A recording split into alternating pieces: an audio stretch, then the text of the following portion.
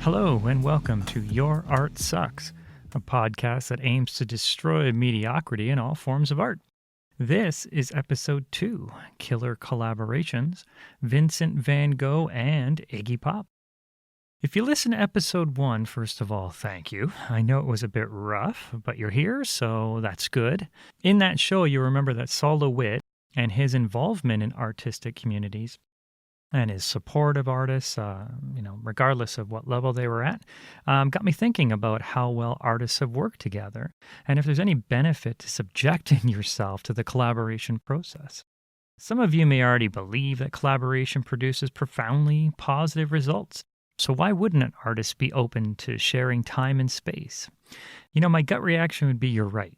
I think there's many examples throughout history where artists have come together and produced amazing results. I would say results that wouldn't be expected if they were to be pursuing their endeavors independently of these movements or of these schools of thoughts or groups. Off the top of my head, I could think of a more recent example in Warhol's Factory, the one that was originally located in Midtown Manhattan there on East 47th Street. It had different addresses at the time, but I think it originally started there. It existed between, I think it was 1962 and 1984 in various forms. The factory was an environment like no other. You probably had heard about the famous parties at the factory and the amount of celebrities that were there. But you would find people like Jean-Michel Basquiat there, William Burroughs, the famous poet, Madonna, we all know she's a singer and actress. And my personal favorite photographer is Stephen Shore. He was there. He actually photographed quite a few famous images from the factory in that time, and I'll probably put a link in the show notes to some of his work that he captured during that time. But let's not forget some of the bigger influences like Lou Reed and the Velvet Underground. They performed there. I think the factory was some of their first spaces where they actually performed and came together. Can such collaborations be negative? In this episode, we will examine both Vincent van Gogh and Iggy Pop to see how their collaborations, well, Vincent was with Paul Gauguin and Iggy Pop was with David Bowie, and we're going to look at how those interactions and those collaborations affected their careers. I have a feeling, as I'm sure you do, one of these is not going to end very well. But let's get on with the show. We're going to start out with Vincent van Gogh. As we all know, he was a Dutch post-impressionist painter. He created, legendary works like Sunflowers or Starry Night. I'm sure everybody's had Starry Night as a screensaver or poster on their wall. To say he was prolific was an understatement. He has around 2,100 works accredited to him, 860 of them being paintings. That's just mind-blowing to me. So the idea that someone so well-disciplined and clearly definitive in their process would need direct contact with another artist, I don't know, it just borders on the ridiculous for me. Van Gogh was evolving without such involvement, but he felt sequestered. He was alone. In his letters to Theo, his brother, he talked about being alone. He wanted to share his space with other artists. While he was actually at a gallery, he saw some work, the Martinique paintings by Paul Gauguin. Van Gogh was drawn to these works, and I think that started this kind of admiration. So he started to correspond with Gauguin. He reached out to him, and he wanted to have Gauguin actually come and stay with him. He wanted that collaboration. It wasn't until his brother Theo got involved, and he was able to convince Gauguin to make the journey. And in 1888, this cohabitation took shape in the form of Van Gogh's Yellow House in Arles. I hope I'm saying that right. My French is horrible. And for being a Canadian, this is just not acceptable. So, sorry, I apologize. The interesting thing is that Van Gogh believed that this was the start of what could be an impressionistic artistic colony. He really thought that getting Gauguin together would be the start of something, the start of a group, the start of a retreat where other impressionist artists could show up and work together. It's inspirational to think that such things can happen. And it's not like they haven't happened in the past.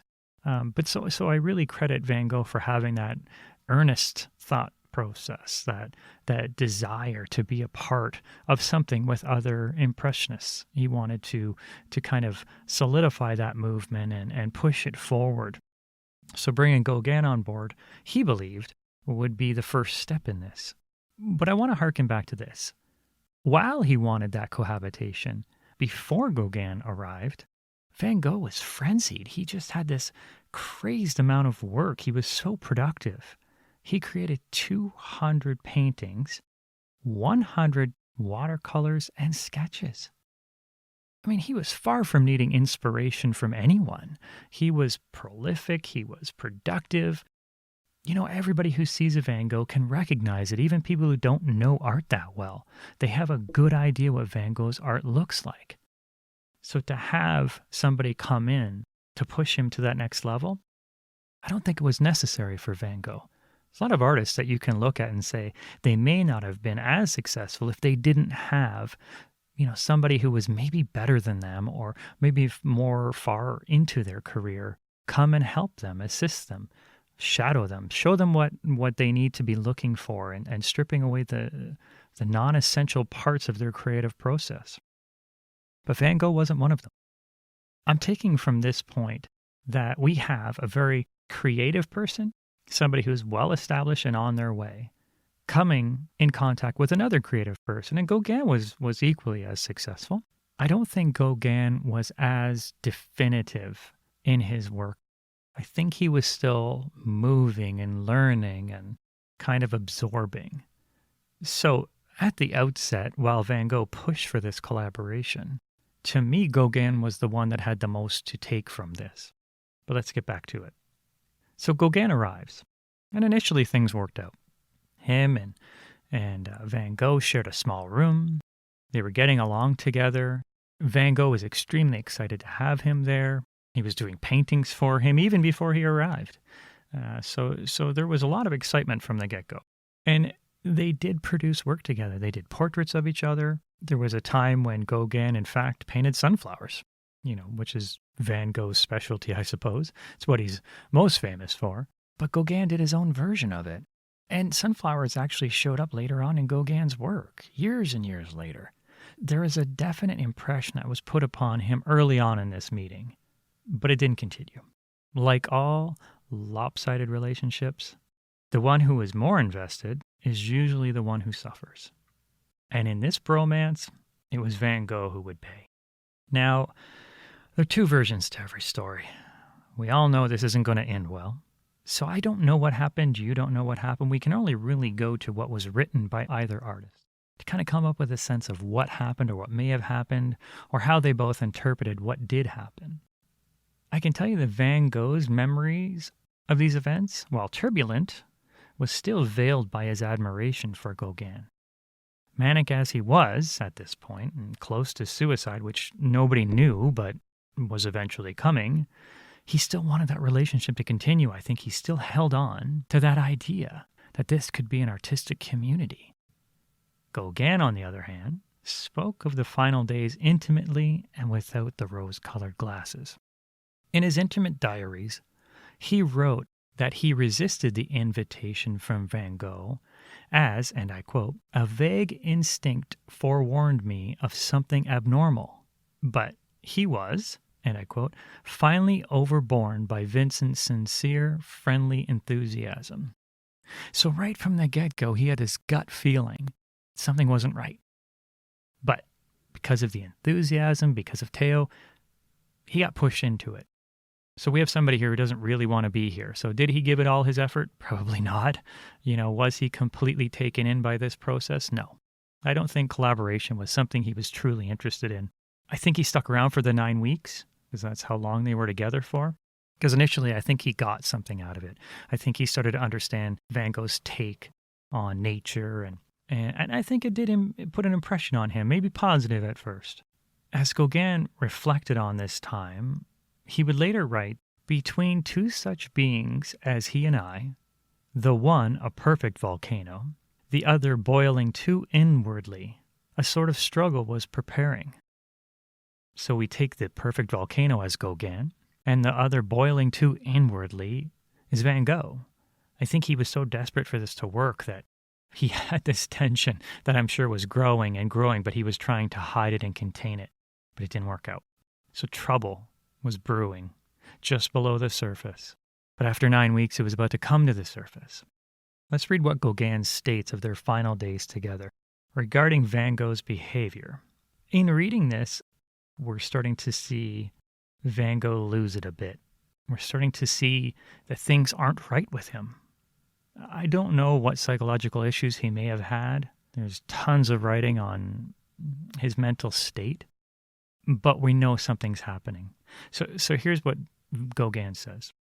During the later days of my stay, Vincent would become excessively rough and noisy and then silent.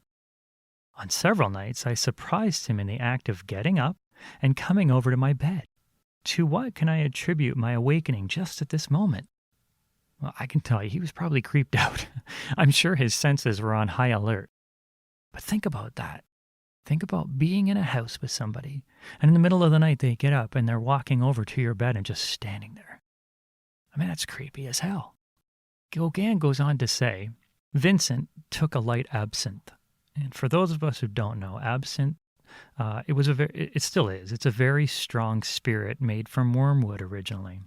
It was considered to be a hallucinogenic substance, so it was banned in multiple places. I mean, its nickname was the Green Fairy. Normally you use it there was a whole process to putting it together. You poured it over sugar, and it dripped into the cup and drank it. Some people believe that absinthe was one of the underlying factors of Impressionistic painting. Because a lot of artists and writers drank it, it was kind of the cool thing to do at the time. They believe that it had an effect on people, and if you add in that idea that it's a hallucinogen, you can start to see that reality might shift slightly, and colors might shift, and things might become brighter and more excessive. I kind of believe that this is true, but let's get back to what happened. So here we have Van Gogh drinking absinthe.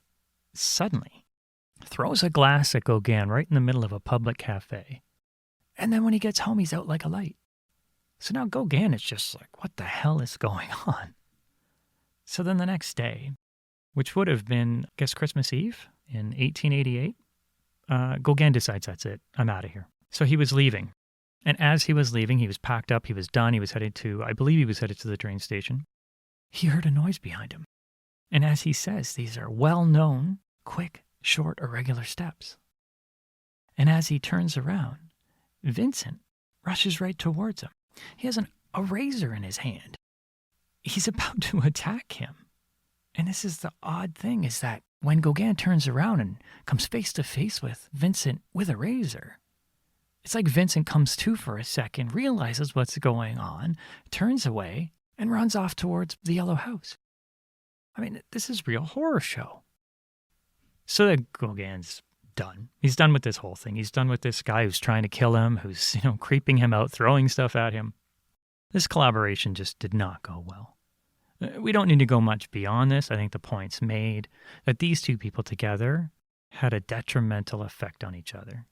We're going to stop right there. The reason why I want to stop right there is there's conflicting reports about what happened to Van Gogh. Popular opinion, obviously cuts his own ear off, hands it to a female at a bar. But more recently, there's actually been a book that was released, and they come to the conclusion that it was actually Gauguin who cut Van Gogh's ear off out of self-defense. They're saying Gauguin was this avid fencer, and that he defended himself from this razor attack. I've read the account, and it's very interesting, and I'll tell you why, is because later on in years, Van Gogh actually hints to these things. He hints to this secret that they have. He hints to being fenced at. He hints these things in very secretive ways.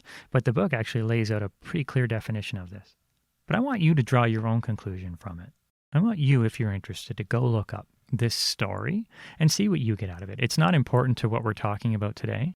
Let's just say that it ended up very poorly for both of them. There was no symbiotic relationship between them, and it did end in a violent altercation, and not long after, we have Van Gogh committing suicide. So I'm not going to make the leap that all these things are connected. I don't know if Van Gogh would have done these things alone. It's just unfortunate. The entire thing is unfortunate. But for now, let's leave 1800s France and head to 1970s Berlin. Let's have a look at another frenzied artist by the name of Iggy Pop. But in order to understand where this started, we need to go back. James Newell Osterberg Jr., a.k.a. Iggy Pop, a.k.a. the godfather of punk. Pop had a musical flair early in life. He began drumming when he was very little. And the cool thing is his parents actually realized this. And they lived in a trailer at the time. Anybody who knows anything about trailers knows there's not a hell of a lot of room. But what they did is that they took out everything out of the master bedroom and they put his drums in there. I mean, how amazing is that? That here's a little kid who likes drumming. Parents were like, screw it. Let's clear out the biggest room in the house, in the trailer, and we'll put his drums in there. Right out of the get-go. He had parents who were right on board with this. So they kind of allowed that to nurture and grow. He got into bands. He started his musical path. And one of his high school bands was called the Iguanas. People say that's where Iggy got his name from. Iggy, iguana, get it? Anyway, it stuck with him. So as he started to understand his musical path, he got into guys like Jim Morrison of The Doors. So he went to a Doors concert. Lucky bastard. He was blown away by Jim. I mean, most people were. Jim was just, obviously he was the Lizard King, as we all know, but his stage presence was just something that people hadn't seen at that time. He was antagonistic towards the crowd, but he was also kind of connected with the crowd. He could stir that energy when he wanted to. And this impacted Iggy. He thought if he can get away with this, then he has no fucking excuse not to get out on that stage himself. So, in 1968, the Stooges were on their way. The Stooges were signed by Elektra Records, who had also had the Doors. So it was kind of this interesting relationship. I don't know if Iggy really pushed to be with Elektra because the Doors were there, but there was that definite influence. There was actually a New York band. When Iggy went to New York with the Stooges, they were also influenced by this all-female rock band. But Iggy made this comment, kind of misogynistic, was like, well, women can't rock out.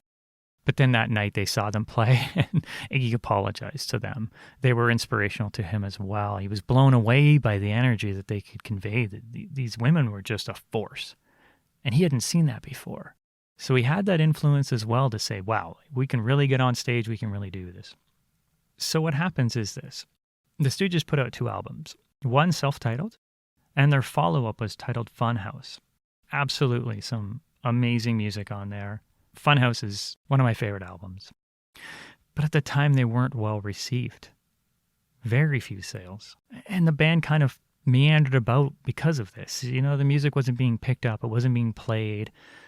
They continued to do live shows, but really wasn't getting the support that they needed.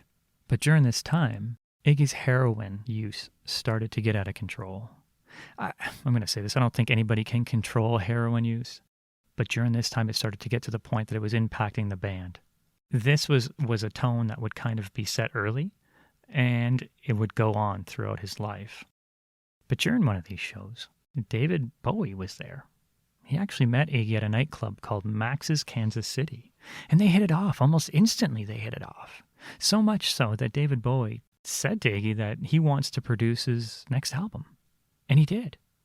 And here's where the collaboration begins to immediately pay off for Iggy. The album called Raw Power, which is a landmark record. It was absolutely legendary. It's even being said that Raw Power itself, that album, is the precursor to the punk movement. You got to do yourself a favor and listen to the album. And I think if you're really in one of those moods, the first track off it, Search and Destroy, get it on there, turn it up, and if you want to wreck something, it's amazing music to destroy stuff to, or just create to. Either way, crank it. It's amazing.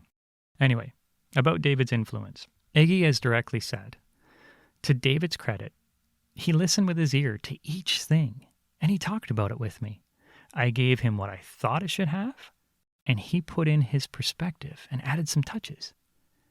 And David Bowie also said to Iggy, you're so primitive. Your drumming should sound like you're beating a log. Iggy goes on to say, it wasn't a bad job that he did. I'm very proud of the eccentric, odd little record that came out. So here we go. Here's 2 guys that meet up. And David Bowie at this point is very famous. He's helping out Iggy. He sees something in him. They go to create an album. And that album instantly as a collaboration. Iggy's listening to David. David is just inspired by what he's hearing and pushes Iggy, puts his touches on it, and they create something amazing. At the time, people didn't think it was amazing, but I'm telling you, it had impact. It took a while to figure out what that impact does, as most things do. People don't immediately recognize these things, but it was great. So now this immediate collaboration that has benefit for both of them. And I say both because I think David also needed to reinvigorate himself, being around that environment, getting around Iggy and seeing that energy, because Iggy is just a nuclear bomb. The guy is just full of energy.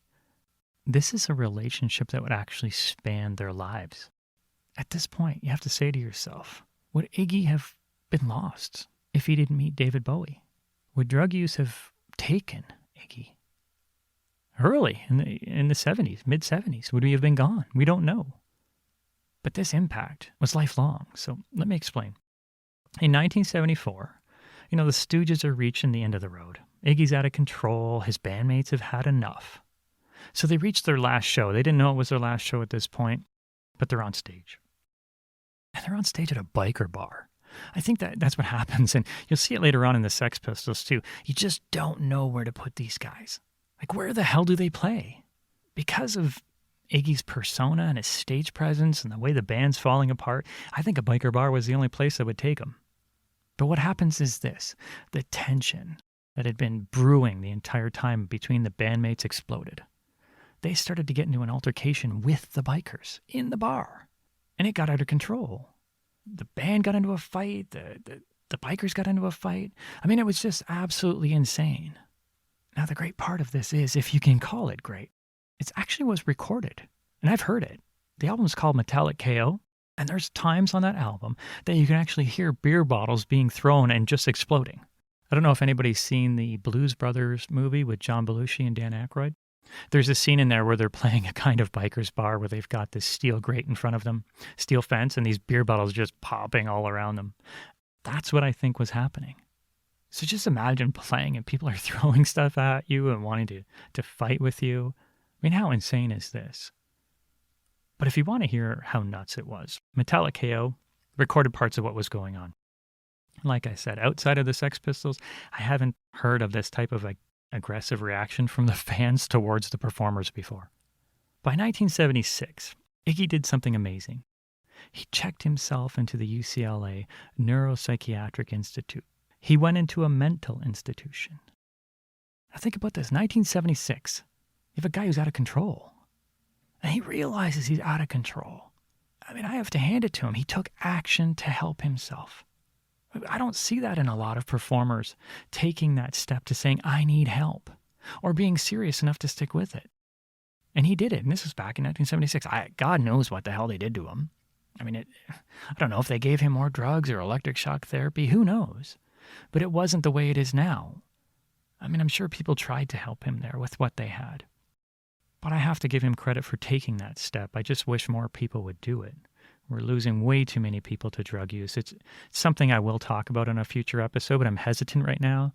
It's just there's too many artists that we've lost, and it really is a horrible thing that's happening. And drug use is just so pervasive and so difficult to deal with. People that are addicted to drugs, chemically, they've changed. Their bodies rely on it. It's just such an evil process. But I say this to you. If you are on drugs and need help, get that help. We've lost way too many artists to it, and we don't need to lose more. I'm not an expert in this. I would ask you, though, as somebody who cares, just go seek help. But back to Iggy. So during his stay at this facility, David Bowie kept in touch with him. He was one of the only person to ever visit him while he was in there. Weirdly enough, though, Dennis Hopper shows up too. I don't know how he fits into this whole thing, but Dennis Hopper's showing up. You know, they're there as friends, and I'm not sure if they brought stuff into him. Who knows? I think David realized that he had this caretaker mentality towards Iggy, but he was struggling with drugs himself. You know, he was very famous at the time, and he was doing a lot of things he shouldn't be doing, but were pretty common during those times. But I think it was getting the better part of him. And it was taking its toll, and he wanted out. So this is what David did. He basically stole Iggy Pop out of a mental institution, and they headed to Europe. The idea was to go to West Berlin. Was this right or wrong? I can't say. But that's what they did. David felt that this was the best thing to do at the time. He wanted him out of there. They both wanted to get clean, and they thought West Berlin was the place to do it. It was a very creative time for them in Berlin. Both he and Iggy were able to explore the city with really nobody knowing who they were. So they basically had free run. The problem was his drugs were still there. And they tried to get clean. It just didn't work out. But the great thing was they were able to keep each other in check. Iggy was still his maniacal self, doing drugs, running around. But it was weird. It almost was like David could control that side of him. They were obviously doing insane things together, things you and I, we couldn't do. We couldn't last an evening with them. But they kept each other in check enough to be productive and have a relationship that was collaborative and beneficial to the both of them. It was in Berlin that some of the most iconic lyrics were written. So for Iggy, he was able to have David help him produce albums like The Idiot and Lust for Life, two of the highest regarded albums for Iggy Pop. I mean, these are legendary works, and they actually helped propel Iggy Pop close to David in fame, but again, David was he was in the stratosphere. But it still helped Iggy. I mean, Lust for Life, it's just an amazing album. And you can tell David's influence on it, but you can also still see that Iggy is Iggy. But it makes sense as a whole cohesive unit. It's not just this misdirected energy. There's a force to it, a life to it. And David also benefited. He got songs like China Girl. I mean, who hasn't heard that if you're a David fan? He wrote Tonight or Sister Midnight. All of these things were happening for the both of them. So now the case can be made. Would Iggy or David be the same without each other? My answer is no. I'm pretty sure I can say that definitively. The impact they had was so deep with each other, and the relationship they had was earnest and caring. They truly wanted each other to succeed. So I say this, I don't even know if Iggy would have been alive by the time the 80s rolled around. I don't know where David would be either. He was so burnt out. During this Berlin time, he created another identity for himself. I would say that this identity was more David than a character. He wasn't wearing a mask. So this collaboration paid off. Now that we've looked at both of them, we can say that, yeah, we're talking two ends of the spectrum. Van Gogh and Gauguin were not meant to share a space together, especially not a tight space. There was other things you can look at and say, well, Van Gogh wasn't in his right mind, and Gauguin was too aggressive and explosive himself. You can't put two explosive ingredients together. And Van Gogh was definitely influenced by Gauguin. I mean, he believed Gauguin to be his teacher. But I say that Van Gogh had a very solid idea of who he was prior to this. I think his idea was to create a community that they could share. Not so much like, hey, change my work, but more, hey, be a part of me and my community and let's build this thing. But we know it didn't work out. Now, Gauguin does say that he credits Van Gogh for shaping his work. And I think when Van Gogh committed suicide, it deeply impacted Gauguin. But how does this relate to us? The most important question you have to ask yourself is this. Are you at the point in your career where you can give up control of your art, your ideas, your babies, to allow another artist to shape it and grow it and turn it into something unknown? And that's an extremely difficult thing to ask yourself because the artistic process is so personal. Would you allow somebody to come in and do things to your art or your process or your work without your involvement or with a partial involvement? I can only imagine that for some people, that would be an absolute no. I would never want anybody's hands on their work. I mean, if you were a writer sitting on a desk, would you want another writer coming in and going, geez, that sentence sucks. Here, let me type your next sentence. I can't even imagine anybody doing that. Collaboration wouldn't make sense. But there are some people who say, you know what? I trust in my process. I trust in myself. Can somebody else come in, look at what I'm doing, and say, if you can just push it in this direction, you'd really have something. And I also believe that the person that's coming in is a person that you respect. It has to be a person you respect. If you don't respect their work, you're not going to take their criticism, constructive or otherwise. But if you do respect them, What they have to say may have more relevance towards you. It may be that way of looking that you're just not seeing. It may be revolutionary to you. It may be something simple and small. Or it may be, hey, this is the path that I think you should be on. Whether or not you take it, you're opening yourself up to ideas you may not have had prior. So that in that concept, collaborations could be the way forward. The other thing I want to note is jealousy. Can you not be jealous? Having somebody that you really respect come in and do all these things could also put a wedge between you and them. You could be jealous of their success, jealous of what they say. What if they say something negative?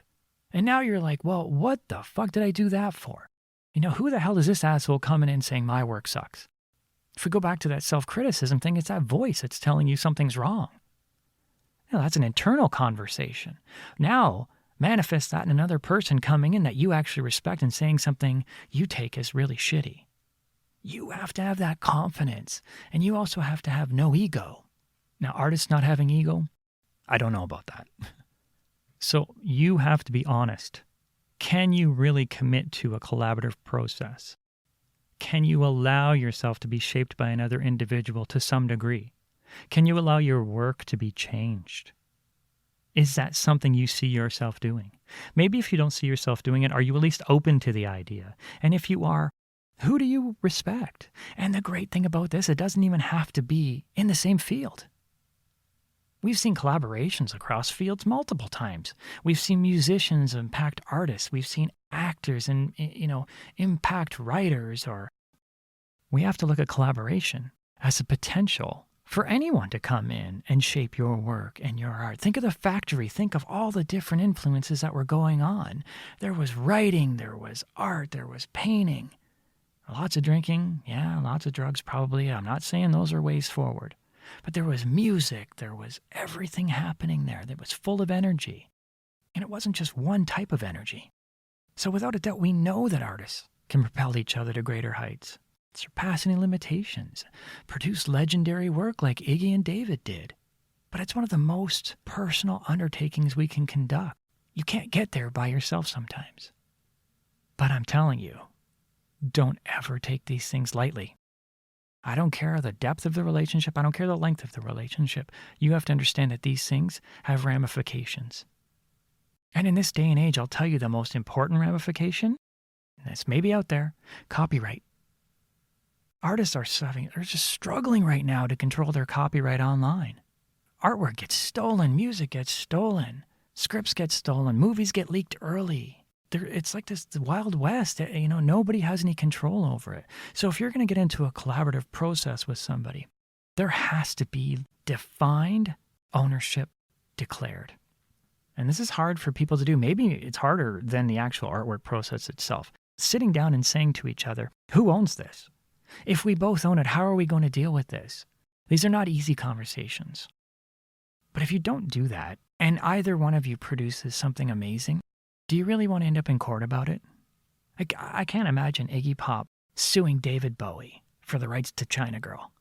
And it would never happen, and it never did happen. But nowadays, you don't know what's going to happen.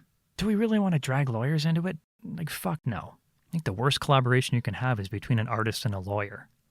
Unless you're into some masochistic relationship, I don't know. But there's just two worlds that just stay apart. In all honesty, they can protect you from a lot of this crap that's going on online.